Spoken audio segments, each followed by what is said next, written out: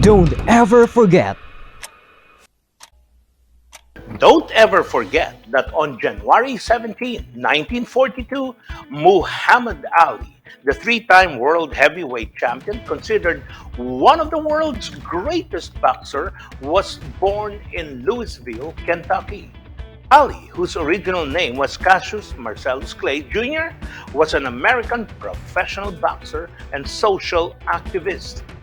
Nicknamed the greatest, he is regarded as one of the most significant sports figures of the 20th century and is frequently ranked as the greatest heavyweight boxer of all time. He was the fighter to win the World Heavyweight Championship on three separate occasions and successfully defended his title 19 times.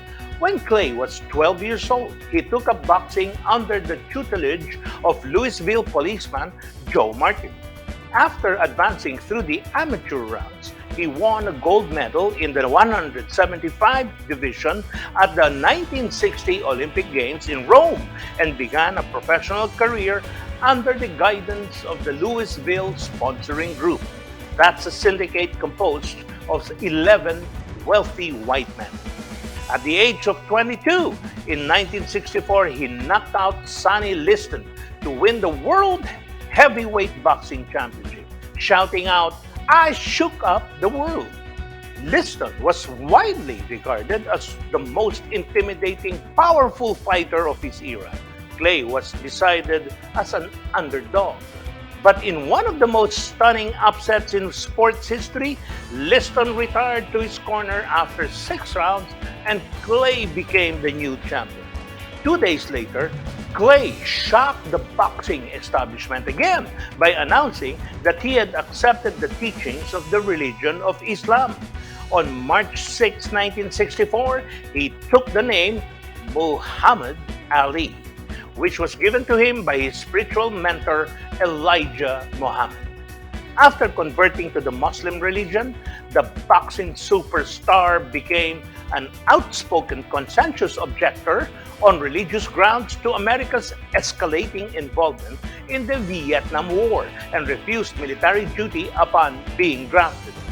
This refusal followed a blunt statement voiced by Ali 14 months earlier. "I ain't got no quarrel with them Vietcongs." Many Americans vehemently condemned Ali's stand. It became at a time when most people in the United States still supported the war in Southeast Asia.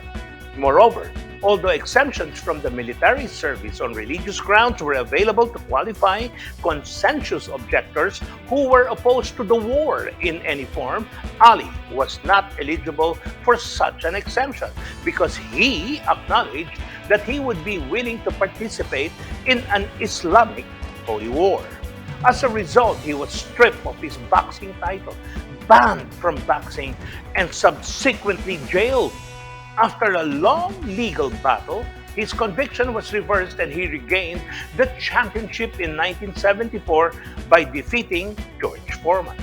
The bout that Ali referred to as the Rumble in the Jungle took place in the unlikely location of Zaire, now the Democratic Republic of Congo. He was received by the people of Zaire as a conquering hero and did his part by knocking out Foreman in the 8th round to regain the heavyweight title. In his fight, Ali employed a strategy once used by a former boxing great, Archie Moore. Moore called the maneuver the turtle, but Ali called it rope-a-dope. The strategy was that instead of moving around the ring, Ali fought for extended periods of time, leaning back into the ropes to avoid many of Foreman's heaviest blows. Over the next 30 months, at the peak of his popularity as a champion, Ali fought 9 times in bouts that's supposed to have showed him to be a courageous fighter. But he turned out to be a fighter on a decline.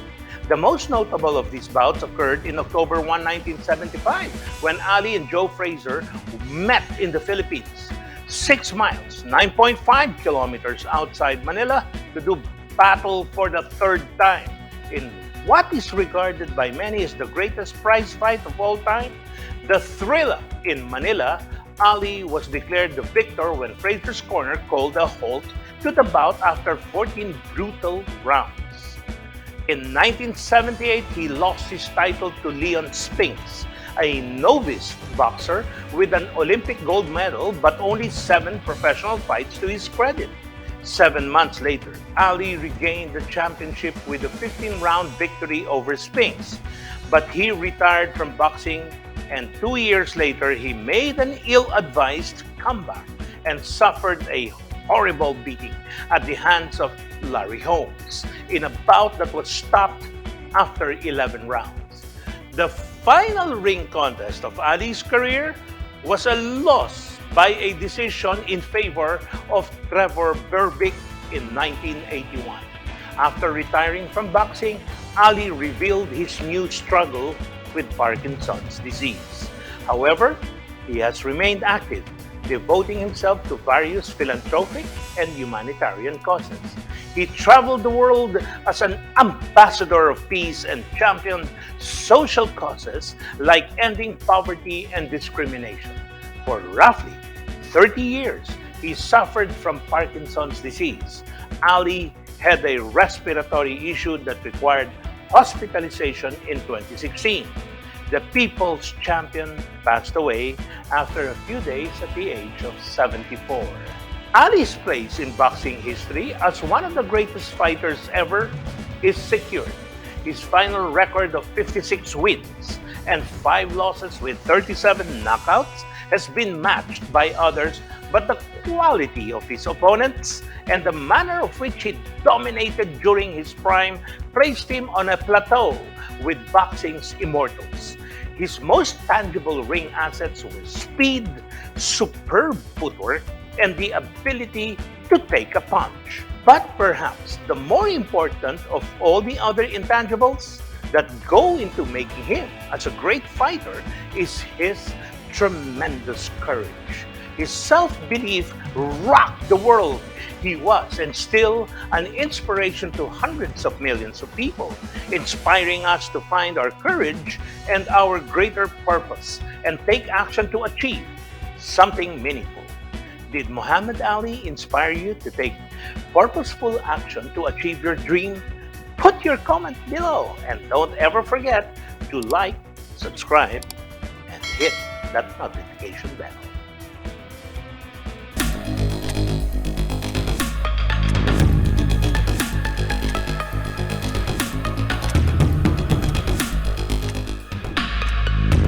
Don't ever forget